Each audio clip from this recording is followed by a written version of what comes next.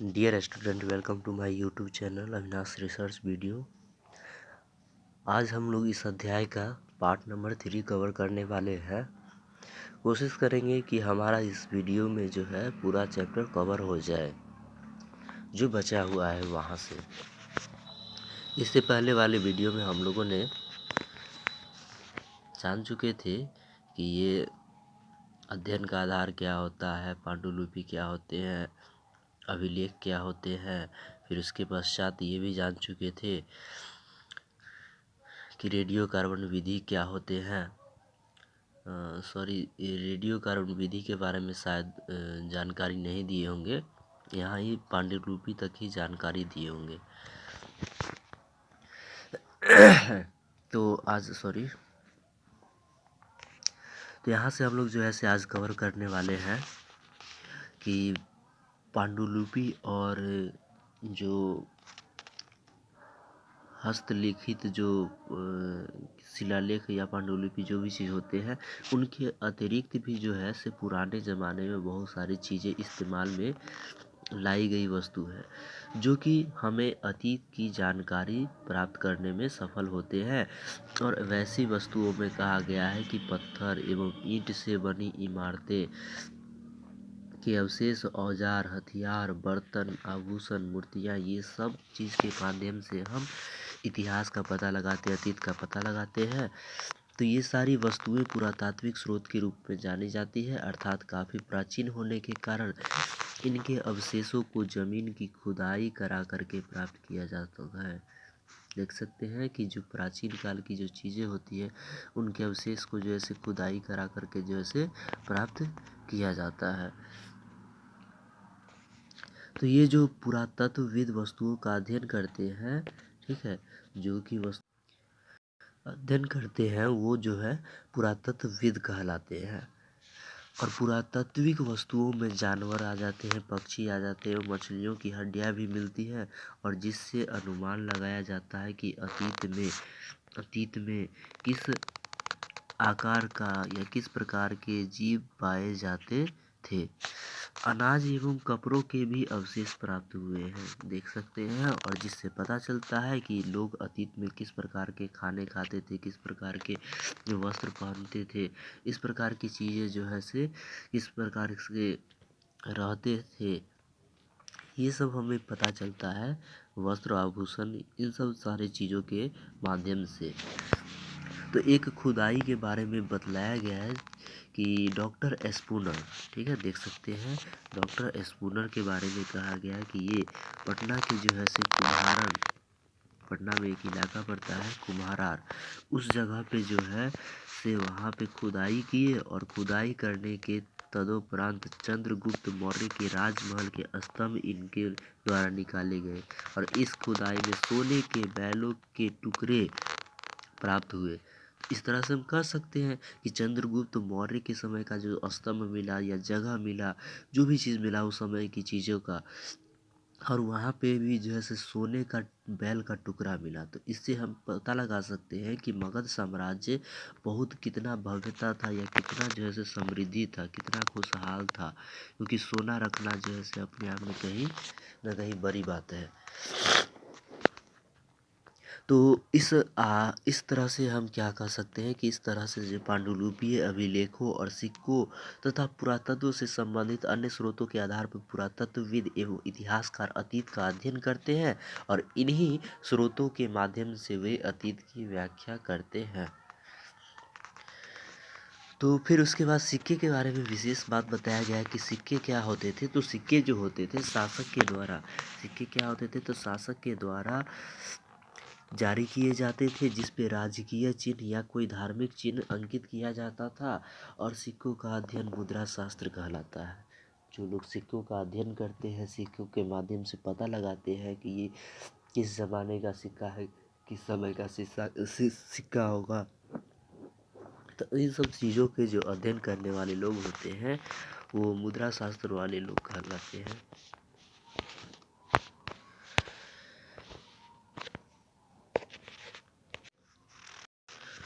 तो खुदाई में मिली वस्तुओं के विश्लेषण के में समय का निर्धारण करना बहुत महत्वपूर्ण है। अब जानते होंगे कि कहीं पे भी कोई चीज़ खुदाई में मिलता है तो उसमें अनुमान लगाया जाता है या बतलाया जाता है कि ये चीज़ 2000 साल पुरानी है, ये चीज़ 1000 साल पुरानी है।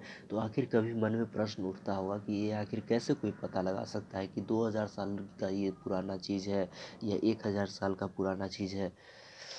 तो उसको पता लगाने के लिए कहा गया है कि वैसे तो समय निर्धारण के लिए कई सारी विधियां हैं, लेकिन जो सामान्य प्रचलित है वो है रेडियो कार्बन विधि या कार्बन 14 पद्धति। ठीक है, तो रेडियो कार्बन विधि क्या है इसके बारे में यहाँ पे चर्चा किया गया है।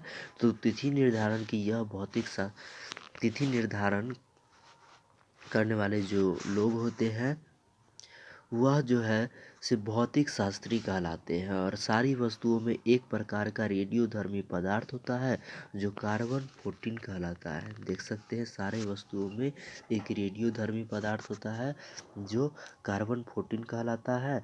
और रेडियोधर्मी वे पदार्थ होते हैं जिनमें से निश्चित दर में छोटे छोटे कण निकलते हैं और जब मनुष्य, पशु या पौधा जिंदा होता है तब वे जिस मात्रा में वायुमंडल से कार्बन 14 लेते हैं उसी मात्रा में रेडियोधर्मिता के कारण मरने के बाद उसे खो देते हैं। और जब कोई मर जाता है तब वह वायुमंडल से कोई कार्बन 14 नहीं लेता है, यद्यपि वह इसे एक निश्चित दर पे खोता रहता है। तो भौतिक शास्त्री इसी निहित कार्बन 14 की मात्रा का पता लगा करके उस जीव की आयु निश्चित करते हैं। बहुत सारे जीव जंतु, पेड़ पौधे या वनस्पति, इन सारे चीज़ों में क्या गुण होता है कि जब वो जीवित होते हैं तो वो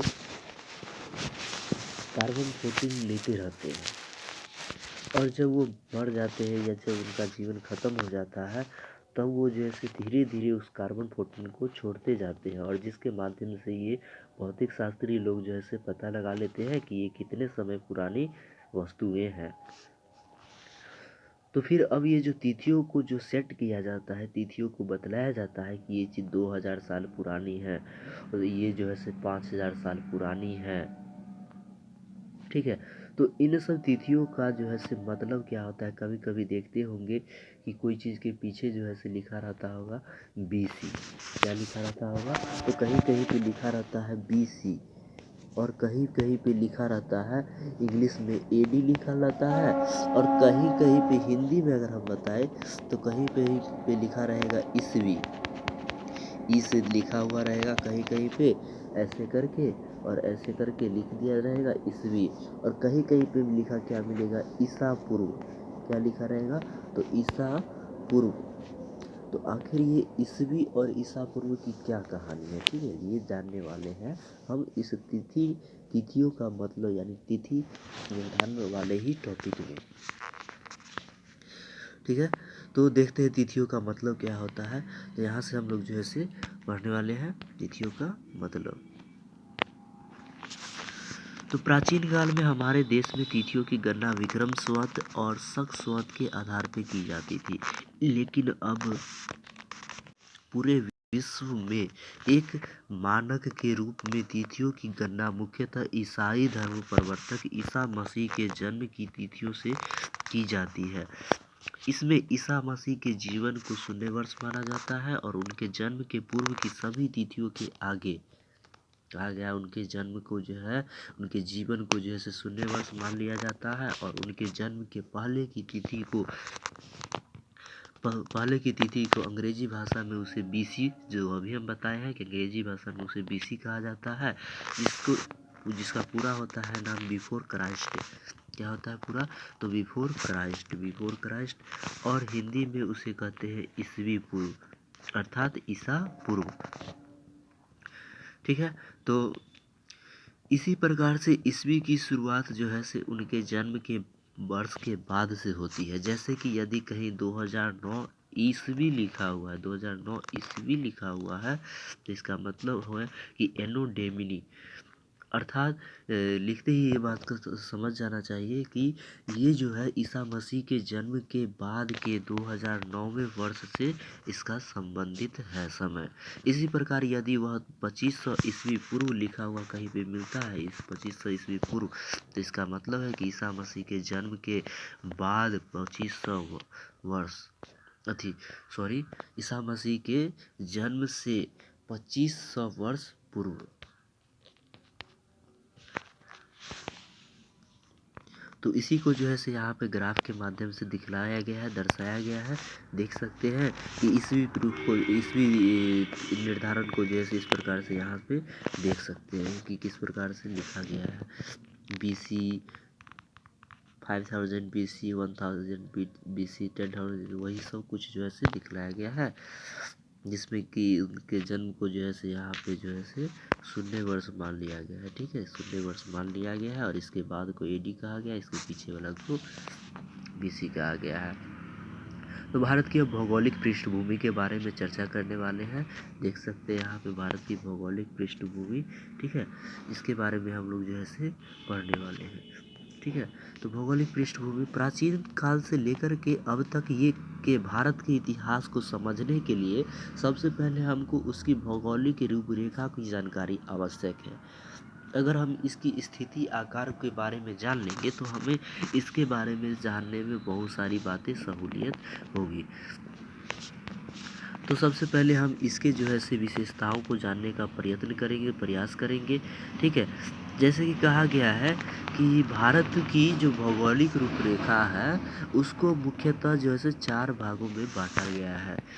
सबसे पहला है कि उत्तर के पर्वतीय प्रदेश जो तराई के जंगलों से प्रारंभ होकर के हिमालय के शिखर तक फैले हुए हैं, जिसमें कश्मीर, कांगड़ा, कुमायूं तथा सिक्किम के प्रदेश सम्मिलित हैं। ठीक है, फिर दूसरा आ जाता है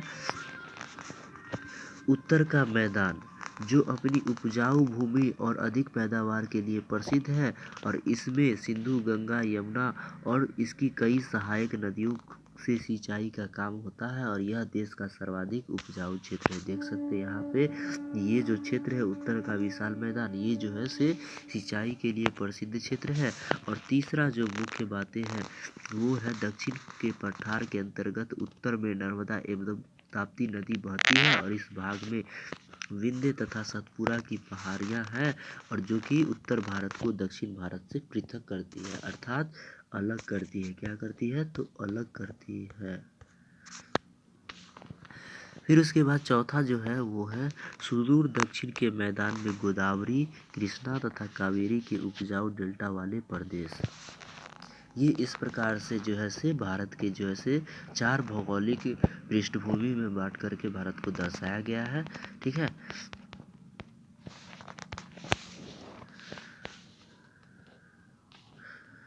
फिर भारतीय उपमहाद्वीप के कहा गया है, इसी के बारे में यहाँ पे विस्तार से जानकारी दी गई है। जो अभी हम भारत के जो है से 4 भौगोलिक विस्तार से स्वरूप जो देखे हैं, 4 को स्वरूप, उसको जैसे यहाँ पे विस्तार से बताया गया है कि देख सकते हैं कि कहा गया है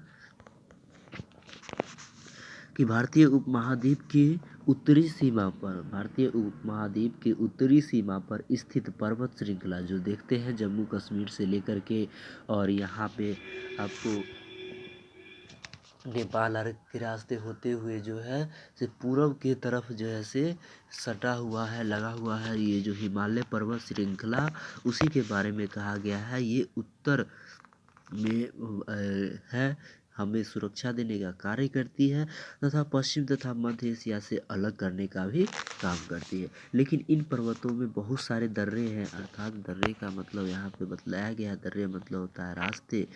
जैसे खैबर हो गया, बोलन हो गया एवं गोमल हो गया, ये 3 प्रमुख दर्रे हैं। कहाँ की? तो इस जगह की जो है से प्रमुख दर्रे हैं। और दर्रे जो होते हैं पहाड़ियों के बीच से बहुत सारे पतले रास्ते होते हैं और इसके माध्यम से, इन दर्रों के माध्यम से भारत का संपर्क अफगानिस्तान तथा ईरान से बना रहता था पुराने समय में। भारतीय उपमहाद्वीप के उत्तर पश्चिमी क्षेत्र में ही यहाँ से इम्पोर्टेंट बातें हैं। तो भारतीय उपमहाद्वीप के उत्तर पश्चिम क्षेत्र में ही मेहरगढ़ जैसे स्थान है, जहाँ पे लगभग कितने वर्ष पहले, तो 6000 ईस्वी पूर्व में लोगों ने सबसे पहले किसका? तो सबसे पहले गेहूं तथा जौ का उपजाना चालू किया था। और भेड़ बकरी तथा गाय बैल जैसे पशुओं को पालतू बनाना शुरू किया गया था। कितने वर्ष पहले? तो 6000 ईस्वी पूर्व। तो उत्तर पश्चिम क्षेत्र में ही दूसरी बात कही गई है कि उत्तर पश्चिम क्षेत्र में ही सिंधु एवं इसकी सहायक नदियाँ बहती है और सहायक नदियाँ आगे चल कर के एक बड़ी नदी में मिल जाती है और लगभग 4700 ईस्वी 4700 साल अर्थात तो हो गया हमारा 2500 ईस्वी पूर्व। ठीक है, इन्हीं नदियों के किनारे नगरीय सभ्यता का विकास हुआ, जिसके बारे में आप सुनते होंगे कि हड़प्पा सभ्यता, मोहनजोदड़ो की सभ्यता, ये सब जो है से कुछ यहीं के इसी समय की बात है। फिर उसके बाद है कि उपमहाद्वीप के उत्तर पूर्व में गारो, खासी, जयंतिया, मिसमी और नागा पहाड़ियाँ हैं। उत्तर पूर्व यानी कि जो हमारा हिमाचल प्रदेश, अरुणाचल प्रदेश या सिक्किम मार्ग की तरफ का जो इलाका पड़ गया, वहाँ के इलाके के बारे में कहा गया है कि वहाँ पे गारो, खासी, जयंतिया, मिसमी और नागा, इन सारे पहाड़ियों का जो है, इन पहाड़ियों के नाम पे ही यहाँ के आदिवासी मानव समूह की पहचान है। तो भारतीय उपमहाद्वीप के बीच में विंध्य पर्वत विभाजक रेखा है, जो कि उत्तर और दक्षिण भारत को जो है से अलग करने का काम करती है। तो उत्तर जो है विंध्य जो है सो दक्षिण में ब्रह्मगिरी स्थल पर लगभग वहाँ पे 3000 साल पहले लोगों ने महापाषाणी संस्कृति का निर्माण किया था। अब ये महापाषाणी संस्कृति क्या है? तो महापाषाणी संस्कृति में मृतक को दफना करके उसके चारों तरफ जैसे बड़े बड़े पत्थर गाड़ दिए जाते हैं और वैसे ही संस्कृति को जो है से महापाषाणी संस्कृति बतलाई गई है। ठीक है, तो विंध्य पहाड़ियों के उत्तर पूर्व ब्रह्मपुत्र नदी के पश्चिम गंगा एवं उसकी सहायक जो है वो क्या है? तो सहायक नदियाँ हैं। ठीक है, तो यहीं तक जो है से इस चैप्टर का जो है से विस्तार है, यहीं तक ये चैप्टर है। इसके बाद जो है इसके आगे के क्लास करेंगे। सॉरी इसमें थोड़ा सा और है,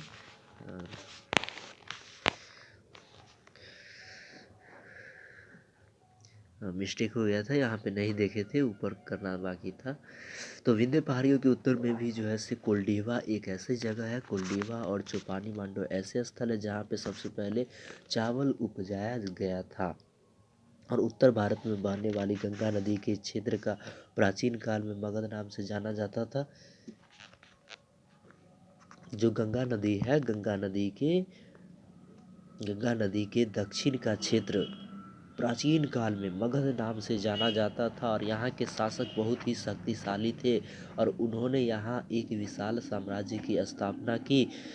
तो भौगोलिक रूपरेखा के इस विवरण से स्पष्ट है कि इस उपमहाद्वीप में यद्यपि अलग अलग क्षेत्र में अलग अलग ढंग से मानव समाज का निर्माण हो रहा था, परंतु ये कभी भी एक दूसरे से अलग नहीं रहे और ये लोग ऊंचे ऊंचे पर्वत, पहाड़ियों, रेगिस्तान, नदियों तथा समुद्रों में जोखिम उठा करके एक क्षेत्र से दूसरे क्षेत्र की यात्रा करते थे और उपयोगी वस्तुओं का विनिमय अर्थात खरीद बिक्री करते थे। क्या करते थे? तो खरीद बिक्री करते थे।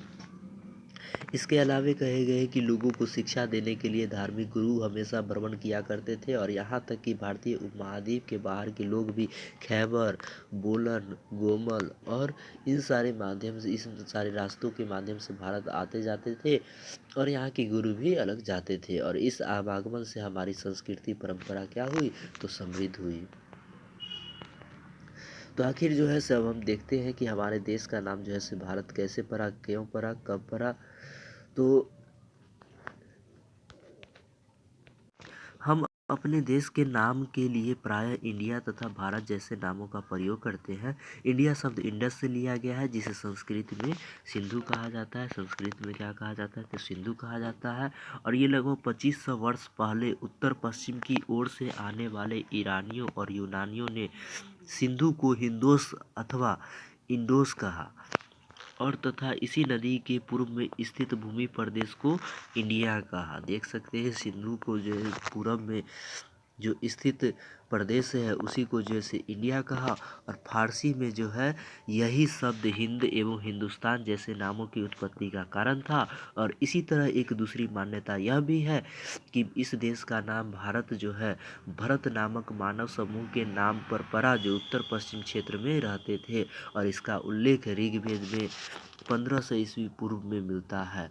अतः प्राप्त स्रोतों एवं साक्ष्य के आधार पर आप प्राचीन भारत के इतिहास के आगे के अध्याय में पढ़ेंगे और प्राचीन काल में भारत में मानव जीवन कैसा था, प्रारंभिक समाज कैसा था, इन सब सारी चीज़ों का जो है से चर्चा करेंगे। तो ये हमारा चैप्टर जो है से अब संपूर्ण हो चुका है, द एंड हो चुका है। ठीक है, अब हम इसके आगे की वीडियो में जो है इसका जो है से MCQ कराएंगे, चैप्टर वाइज इसका क्या कराएंगे, तो MCQ कराने वाले हैं, MCQ। ठीक है, तो आप सभी लोग जो है से अगले वीडियो में बिल्कुल बने रहिएगा। और इसके बाद हो सकते हैं तो इसके बाद इतिहास का दूसरा चैप्टर भी हो सकता है, या फिर भूगोल यानी कि हमारी दुनिया इसका जो होगा उसको भी कवर करने का कोशिश करेंगे। और जैसा आप लोग का रिक्वेस्ट होगा, कमेंट होगा, उस प्रकार का हम वीडियो बनाने का कोशिश करेंगे। वीडियो में अगर जो चीज़ ना समझ में आए कमेंट करके आप लोग ज़रूर पूछ सकते हैं, कोशिश करेंगे हम उसका जवाब दें। तो थैंक यू।